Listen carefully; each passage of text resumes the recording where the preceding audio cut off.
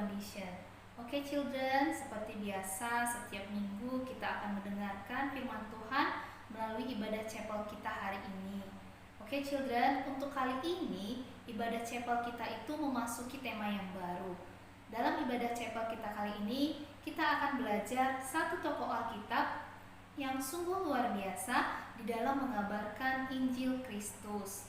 Dari satu kota ke kota yang lain, dari satu tempat ke tempat yang lain. Dia selalu berusaha untuk mengabarkan Injil Kristus. Akan tetapi, di dalam pelayanannya, dia mengalami banyak tantangan. Nah, hari ini kita akan belajar apa saja tantangan yang dihadapi olehnya. Dan kita akan melihat bagaimana Tuhan turut bekerja, turut campur tangan di dalamnya. Siapakah dia? Kita akan nantikan dan saksikan bersama-sama. Tetapi sebelumnya kita mau berdoa terlebih dahulu. Mari kita bersatu di dalam doa. Sungguh kami bersyukur ya Tuhan Allah Bapa kami yang bertahta di dalam kerajaan surga, untuk waktu yang Tuhan berikan, untuk kasih anugerah, untuk penyertaan Tuhan yang masih boleh kami rasakan hingga pada saat ini. Kami sungguh bersyukur ya Tuhan, kami boleh diberi kesehatan untuk boleh mengikuti ibadah chapel kami pada hari ini. Bapa di dalam surga, sebentar kami akan mendengarkan firman-Mu. Kiranya Tuhan yang tolong kami, beri kami hikmat dan pengertian untuk boleh mengerti firman yang akan kami dengar. Terima kasih ya Tuhan, ajar kami juga untuk tertib, untuk fokus mendengarkan firman Tuhan. Biarlah kiranya firman yang boleh kami dengar hari ini dapat kami lakukan di dalam kehidupan kami sehari-hari. Terima kasih Tuhan Yesus, di dalam nama Tuhan Yesus kami berdoa dan mengucap syukur. Amin. Oke students, hari ini kita akan belajar satu tokoh Alkitab yang bernama Paulus. Paulus adalah salah satu murid Yesus yang diangkat menjadi rasul. Paulus adalah murid Yesus yang setia di dalam melayani Tuhan Yesus. Nah, untuk cerita kita hari ini, cerita firman Tuhan hari ini, kita akan melihat bagaimana Paulus berusaha untuk mengusir roh jahat dari seorang wanita. Dan itu membuat si pemilik roh jahat itu merasa sangat marah. Karena apa? Karena ia tidak bisa lagi menghasilkan uang dari roh jahatnya itu. Nah, bagaimana kisahnya? Bagaimana Paulus dalam mengusir roh jahat itu dan bagaimana reaksi orang-orang setelah ia mengusir roh jahat itu? Mari kita saksikan bersama videonya berikut ini.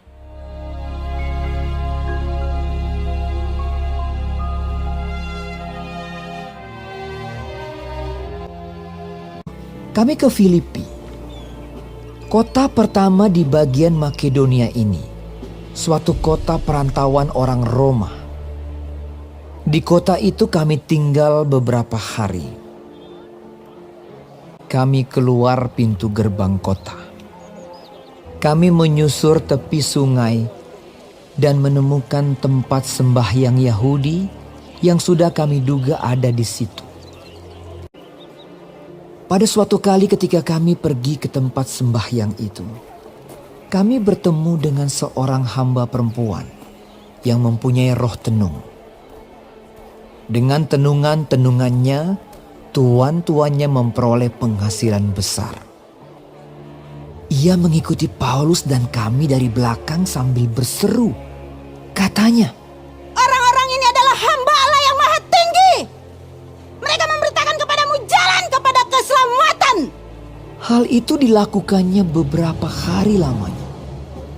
Tetapi ketika Paulus tidak tahan lagi akan gangguan itu, ia berpaling dan berkata kepada roh itu, "Demi nama Yesus Kristus, aku menyuruh engkau keluar dari perempuan ini." Seketika itu juga keluarlah roh itu.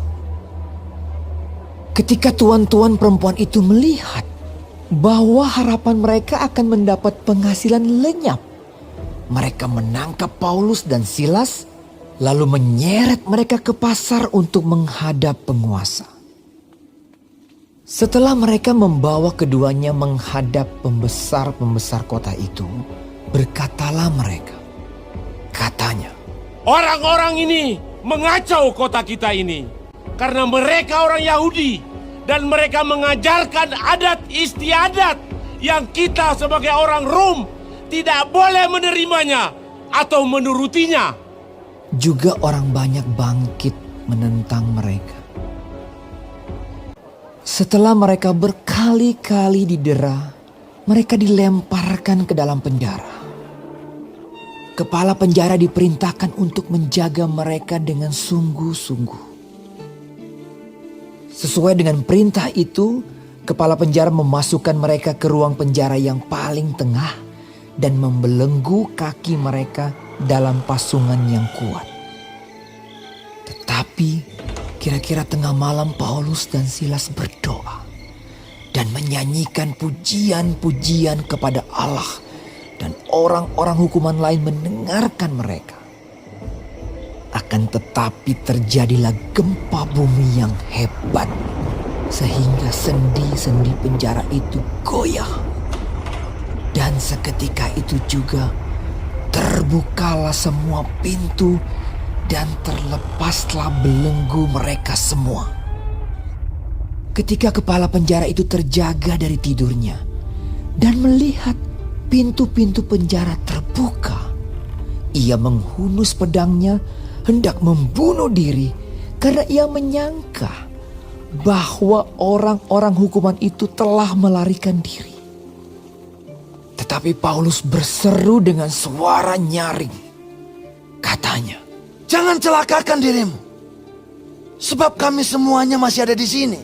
kepala penjara itu menyuruh membawa sulung, lalu berlari masuk dan dengan gemetar tersungkurlah ia di depan Paulus dan Silas.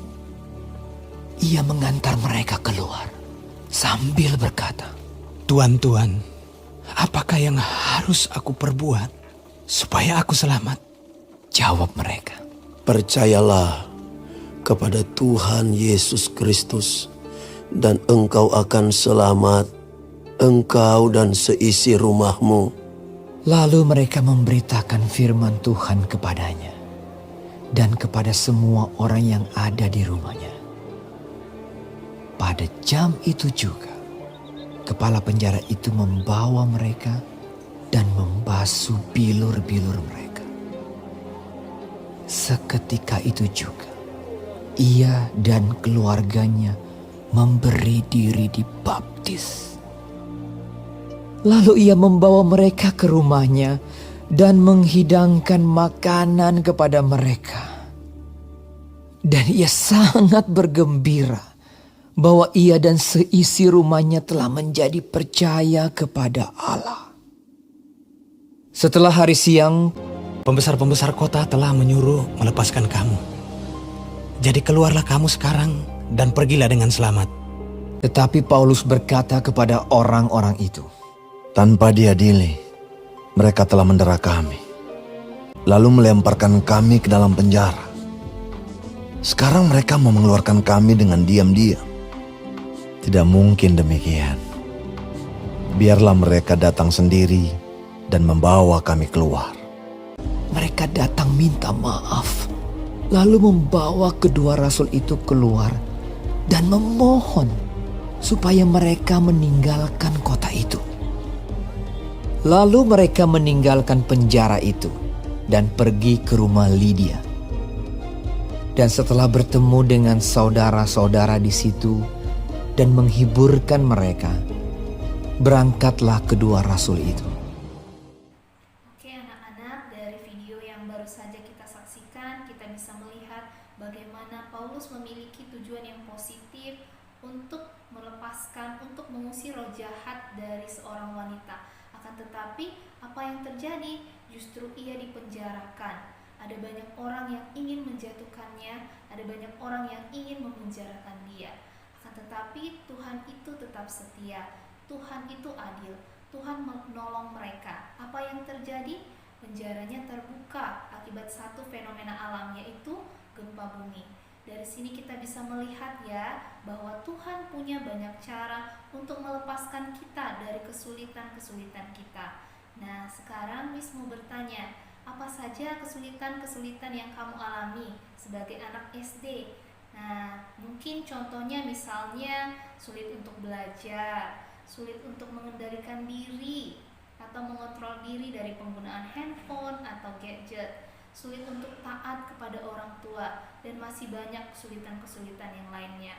Ya, ada banyak kesulitan yang kita alami ya anak-anak, tetapi ketika kita mau berubah, kita minta tolong kepada Tuhan, tidak ada yang Tuhan tidak bisa lakukan. Tetap setia kepada Tuhan, rajin berdoa, milikilah sikap yang mau berubah menjadi pribadi yang lebih baik. Tuhan pasti akan menolong kita. Walaupun saat ini pembelajarannya masih online, belum bisa bertemu langsung dengan guru-guru kamu, tetapi kamu pasti bisa melakukan yang terbaik lewat pembelajaran yang disampaikan oleh guru-guru, lewat ibadah-ibadah chapel yang sudah kamu dengarkan.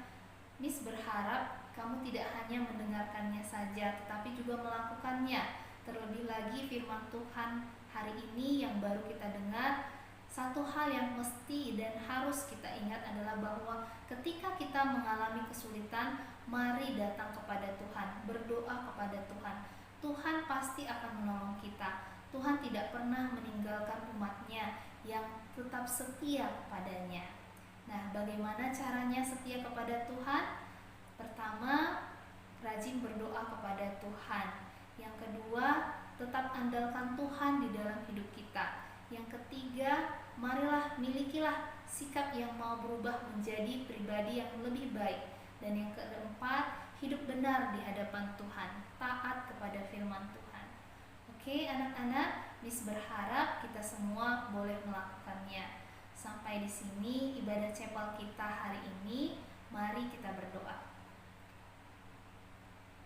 Ya Tuhan Allah kami sungguh bersyukur untuk firman yang boleh kami dengar hari ini. Tolong kami ya Tuhan untuk boleh sungguh-sungguh melakukannya di dalam kehidupan kami. Ajar kami ya Tuhan, di tengah-tengah kesulitan yang kami hadapi, kami mau datang minta kepada Tuhan, minta pertolongan kepada-Mu ya Bapa. Kami yakin dan percaya Engkau pasti akan menolong kami. Terima kasih Tuhan Yesus. Di dalam nama Tuhan Yesus Kristus kami berdoa dan mengucap syukur. Amin. Oke children, sampai di sini ibadah chapel kita hari ini. Miss berharap tidak berlalu begitu saja ya. Sampai ketemu di ibadah chapel berikutnya dengan cerita tentang Paulus dengan kisah-kisahnya yang lain. Thank you children. See you.